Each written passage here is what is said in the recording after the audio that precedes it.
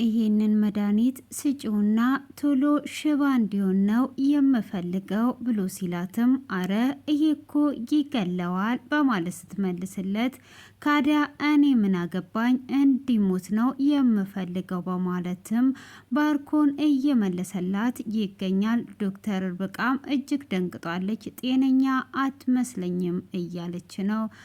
አብርሃምም ወደ ቤት ሲገባ እጅግ በጣም ትደነግጣለች። ዲና ወይኔ ልጆቼ ብላ ስትልም ምንድን ነው እየተፈጠረ ያለው በማለት አብርሃም ይደነግጣል። የልጆቿንም ፎቶ በፖስታ ተልኮላት ያለውን አቃጥለዋለች። ሆኖም ስታቃጥለው ንጹህ አይተዋለች። የልጆቿንና የእሷን ፎቶ አንድ ላይ በማድረግ ዲና እያቃጠለችው ትገኛለች። ሰላም ሰላም፣ ጤና ይስጥልኝ ውድ ቤተሰቦቼ፣ ቀጣዩን ክፍል ይዤ ቀርብ ያለው እስከ መጨረሻ እንድትከታተሉ በአክብሮት እየጋበዝኳችሁ፣ በባለፈው ክፍል ላይ እንግዲህ አብርሃም ቁልጭን እየተከተለ እየሄደ ነበር ክፍሉ የተጠናቀቀው።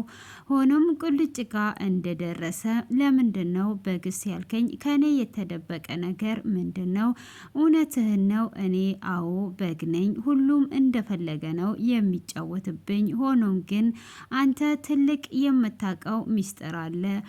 ንጹህ እኔን የደበቀችኝና አንተ የምታውቃቸው ነገር እንዳሉ ያስታውቅብሃል። ንገረኝ በማለት ይማጸነዋል። ሆኖም ቁልጭም ያስብና ንጹህን ማስቀየም የለብኝም፣ ምንም አይነት ነገር መናገር የለብኝም፣ መቸኮልም የለብኝም በማለት ምንም የማቀው ነገር የለም፣ እኔ ሰላንተ ቤት እኔ ነኝ ወይ የምነግርህ በማለት ለአብርሃም ይመልስለታል። አብርሃምም እባክህን ብሎ እምቢ ሲለውም ብር ያወጣና ብር ይሰጠዋል። በዚህን ሰዓት ቁልጭም እጅግ ይናደዳል። ብሩን የሚይዝና ሁሉም ሀብታሞች አንድ አይመስሉኝም ነበር። እኔ አንተን በዚህ አይነት ገምቼ አላቅም። ብዙ ጊዜ ሀብታሞች በብር ሰውን የሚገዙና በብር ሁሉንም ነገር የሚያደርጉ ይመስላቸዋል። ብር ምንም ነገር አያደርግም፣ ህሊና ነው እንጂ። አንተ ብር ስለሰጠኝ የምነግርህ መስሎክ ነው ወይ በማለትም ሲለው እኔ ሌባና ታማኝ አይደለውም፣ ስለዚህ ዞር በልልኝ አብርሃም በማለትም ሲለው እባክህ እሺ ስንት ልጨምርልህ ብሎ ሲለውም እንደዚህ የዘገጠ አስተሳሰብ ያለህና እንደ ሌሎቹ ሀብታሞች አልመሰልከኝም። ከዛሬ ጀምሮ እንዳላይ እንዳታይኝ፣ ግን አንድ የምነግር ነገር እቤትን ዙሪያውን ተመልከተው በማለት ይመልስለታል። አብርሃምም ቢለምነውም ከዛሬ ጀምሮ እንዳላይክ በማለት እንግዲህ ጥሎት ይሄዳል። አብርሃምም እዛው ብሩን እየወረውረውና ቁልጭም እሱም ብሩንም ጥለውት ሄደዋል። እሱም እንግዲህ ከሄደ በኋላ ለምንድን ነው እንደዚህ ያለኝ እያለ እያሰላሰለ ይገኛል። ሆኖም እንግዲህ አሁን አዲስ ደግሞ በስልክ ባርኮንን የሚያስፈራራው ሰው ተገኝቷል። ሆኖም ለባርኮንና ለዲና በፖስታ ሳጥን ታሽጎ የነሱን ፎቶ ይልክለታል። እሱም ከላከለት በኋላ ይሄንን ነገር ያረገችው ሰሎሜ ናት እንጂ ከሰሎሜ ውጪ ማንም ሰለኔ መቅ የለም ከዲናና ከኔ ውጪ በማለትም እንግዲህ እየተናደደ ይገኛል። ሆኖም እንግዲህ ባርኮን ብሩን ከሰጣት በኋላ ዶክተርም ብሩን ለሳራ ለመመለስ ለሳራ ትደውልላታለች። ሳራንም ገና ስታወራት ሳራም አሁን የት ነው ያለሽው? ብሩን ስጪኝ። አሁን ባንቺ ሰበብ ምን አይነት ኪሳራ ውስጥ እንዳለው ብታቂ ኖሮ የሱቁን ብር አንስቼ ሰጥቼሽ እንደዚህ አደረግሽኝ በማለት እንግዲህ ሳራም ቁጣዋን ስትለቅ አሁን ይዤልሽ እየመጣው ነው፣ ለሱ ነው እየደወልኩልሽ ብላ ስትላትም እኔ ያለሽበት መጥቼ እወስዳለሁ ብላ ስትል አይ እኔ ራሴ በክብር ነው ማምጣት የምፈልገው በማለትም እንግዲህ ብሩን ትልክላት። ብሩን ይዟላት ልትወጣ ስትል ባርኮንም ያገኛታል። ባርኮንም እንግዲህ ሰላም እያላት እያለ ዲናም ፎቶውን እያቃጠለች እያለ ንጹህ ትመጣባታለች። ንጹህም ዲና እዚህ ምንድን ነው ክብሪት ይዟ ወደዚህ የመጣችው ምን ፍለጋ ነው በማለት ተከትሏት ነበር። እሷም ስታቃጥል ስታያት ይሄ ነገር ከአብርሃም ልትደብቅ ምንድን ነው የምትደብቀው? ስለዚህ ይህንን ነገር ማየት አለብኝ በማለት ትከታተላታለች። እሷም ከተከታተለቻትም በኋላ ምንድን ነው ይሄ ነገር እየተካሄደ ያለው? ምን እየሆነ ነው ያለው? በማለት እንግዲህ ተከትሏት ትሄዳለች። እሷም ተከትሏት አብራ ከሄደች በኋላ ሳቤላ እንደምትፈልጋት ትነግራታለች። እሷም ቆይ እስቲ ብላ ስትልም አባቷ ቢሆን ኖሮ ቶሎ ይሄድላት ነበረ ብላ ስትልም በዚህኑ ሰዓት ዲና በስንት መከራ ወደ እኔ ያስጠጋዋትን ልጅ አሁን ደግሞ እምቢ ካልኩኝ ችግር ይፈጠራል፣ ስለዚህ ሊሄድ በማለት እንግዲህ ልትሄድ አሁን ፎቶ እየተቃጠለ ነው፣ ምንም የምታደርገው ነገር የለም በማለት ጥላት ሄዳለች። ንጹም ወደ ፎቶ አይኖቿን ስታተኩር ምን ሰሪያለሽ አንቺ? ከዚህ መሄድ አለብሽ ብላ ትላታለች። አይ እኔም ወደ ሱቅ እየወጣው ነበር በማለት ትመልስላትና በያ ሂጂ ካዳ ምን እዚህ ጋር ይገትርሻል ብላ ትላታለች። እንግዲህ ንጹም ወደ ሱቅ እንደመሄድ ትልና ወደ ፎቶ ጋር ትመለሳለች። ዲናም ወደ ውስጥ ስትመለስ ባርኮንንና ዶክተር እርብቃን ታገኛቸዋለች። እሷም ዶክተር እርብቃን ካገኘቻቸውም በኋላ እሷ ከኋላ ሆና ስታዳምጥ ዶክተር ወዴት ነው እንደዚህ አምሮብሽ የምትሄጂው ብሎ ይላታል ባርኮን። እሷም አማረብኝ አላማረብኝ ምን አገባ፣ ምንድን ነው የምትፈልገው? ዞር በልልኝ ከፊት ለፊቴ ብሏ ይላታል። ጸጉሯንም ሲነካት ለምንድን ነው የምትነካኝ? ዞር በልልኝ አትንካኝ በማለት ምላሽ ትሰጠዋለች። እሱም ምንድን ነው እሱ እንደዚህ የሚያደርግሽ? ጥሩ መልካለሽ ወንዶችን የሚያማልል ሆኖም ግን ይሄ አመልሽና ባህሪሽና መልክሽ አንድ ላይ ሄደም ይሄ መልክሽን አስተካኪ ብሎ ይላታል። እሱ አያገባህም በማለት ምላሽ ሰጠዋለች። ካዲያ ይሄ ነገርሽ ለምንድን ነው እንደዚህ የሆንሽ ያለሽው?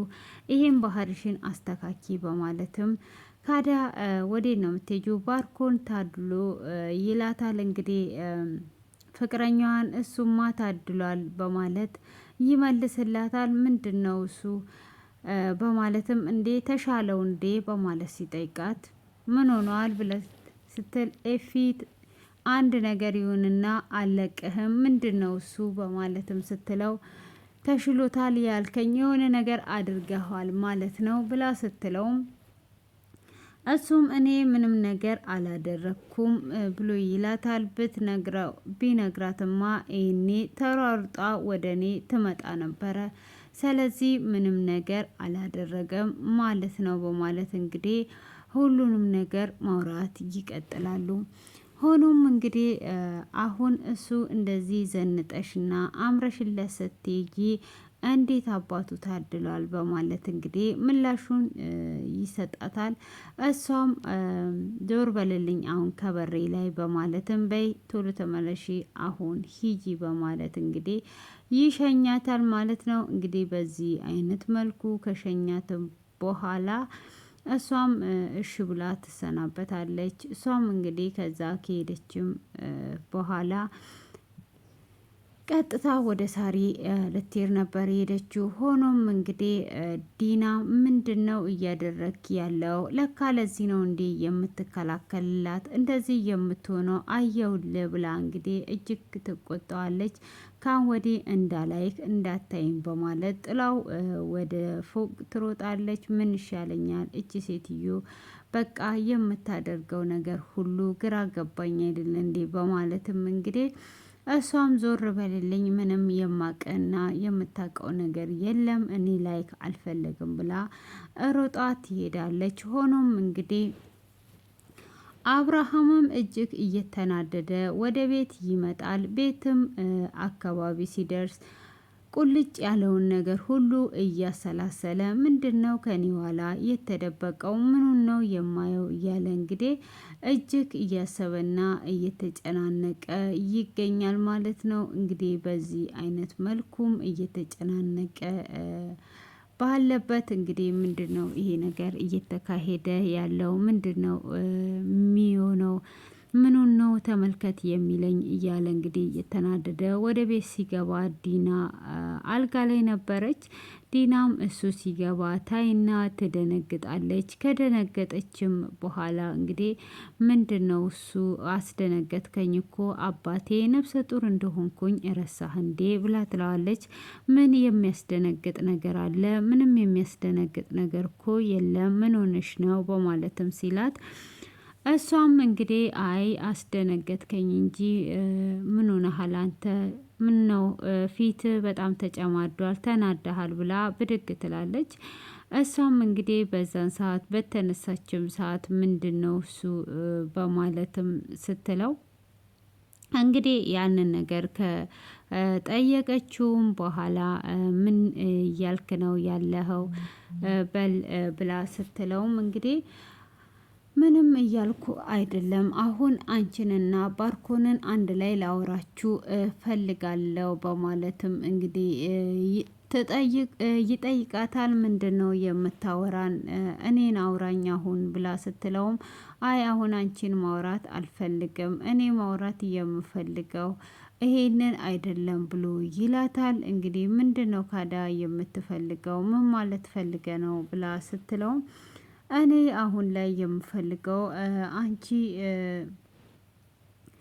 ከአንቺ ጋራ ማውራት ሳይሆን እሱ ሲመጣ ነው አንድ ላይ ማውራት የምፈልገው በማለት እንግዲህ ትለዋለች። እሱም እንደዛ አይነት ነገር ምላሽ ስትሰጠው እሺ በቃ ዞር በልልኝ ለማንኛውም በማለት እንግዲህ ዞር እንዲል ታደርገዋለች ማለት ነው።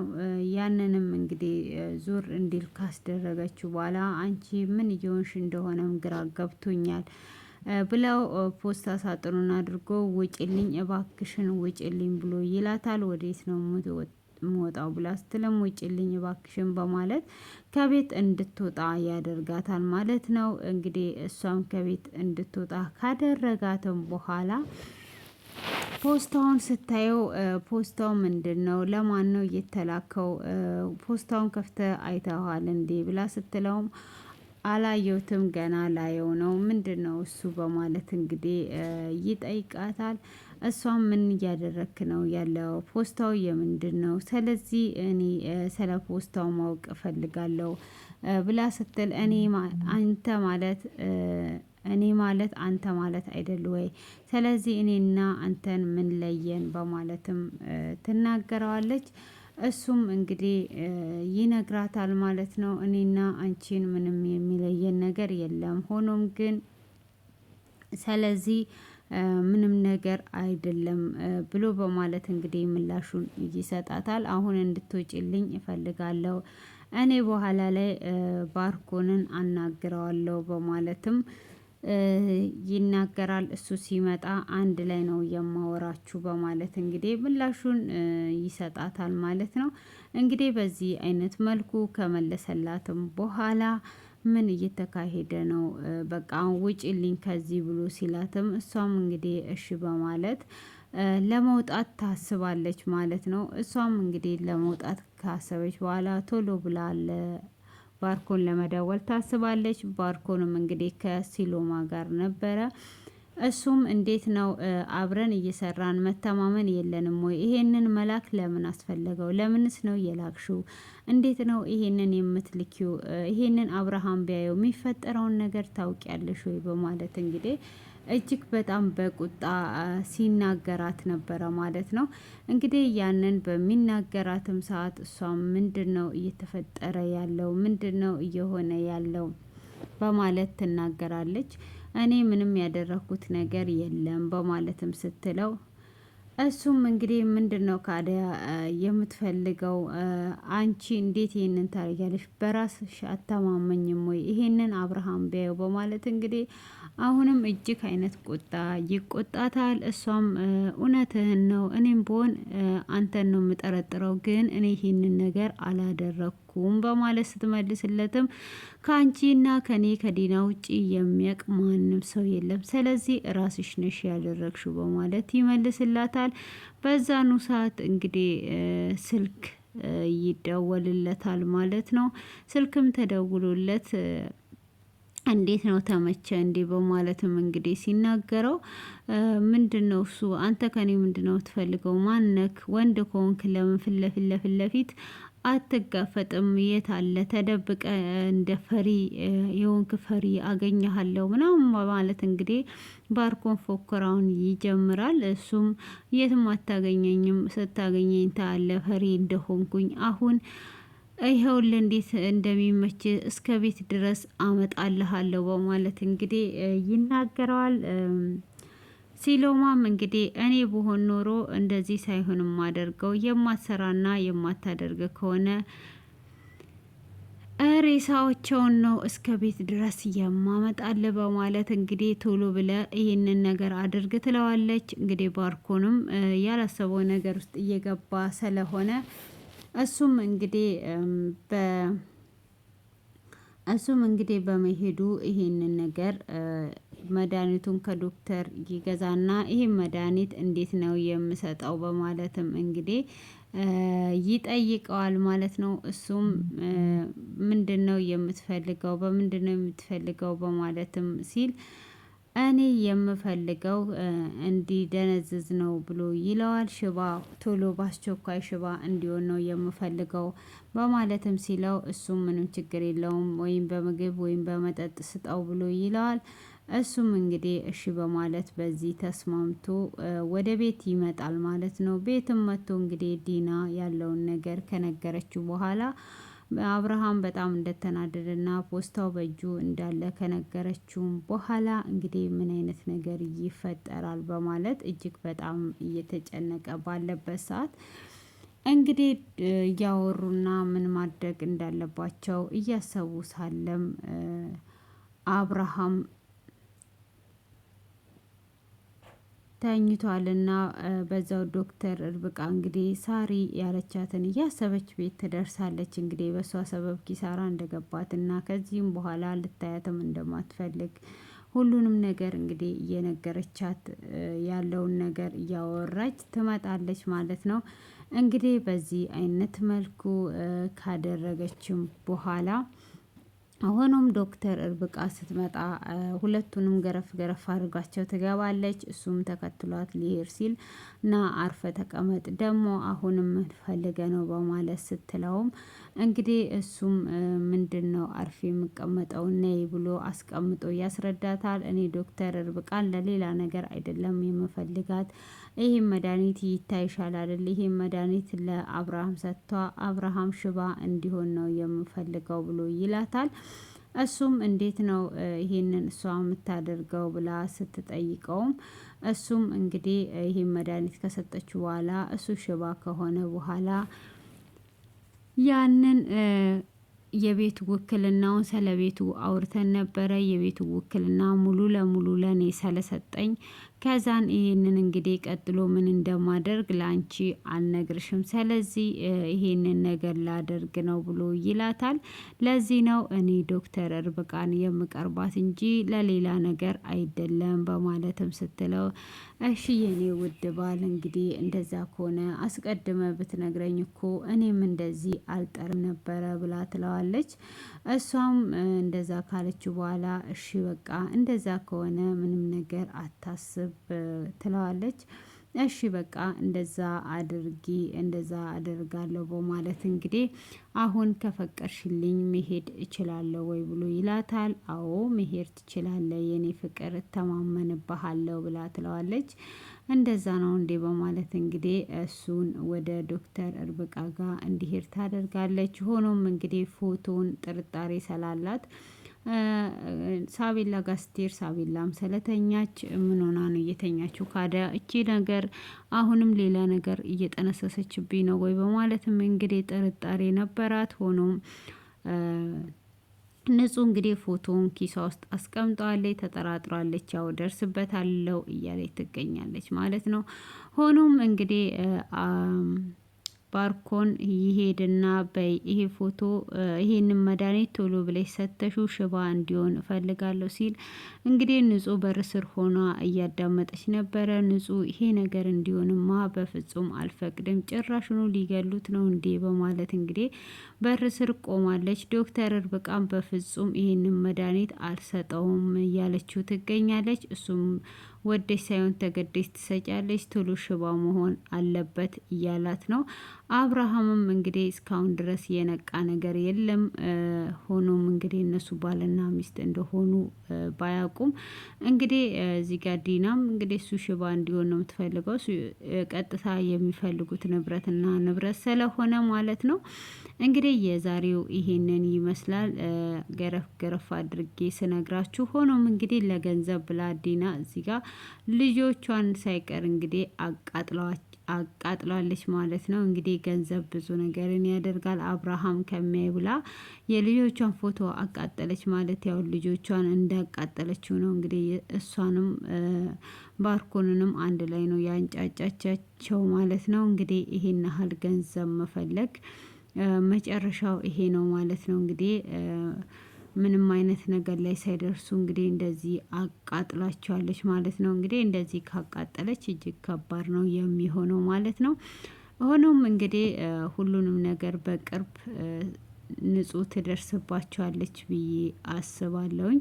እንግዲህ የዛሬው ይሄንን ይመስላል። አብርሃምን በተኛበት እንግዲህ ዶክተሯም እምቢ እያለች ነው ያለችው። እንግዲህ በዛ በፈረደበት ፎቶ አስፈራርቷት እሺ እንደምትለው እርግጠኛ ነን። ሆኖም እንግዲህ እዚህ ጋር ስለደረሰችባት በስተመጨረሻ ምን እንደሚፈጠር በሂደት የምናየው ይሆናል ማለት ነው።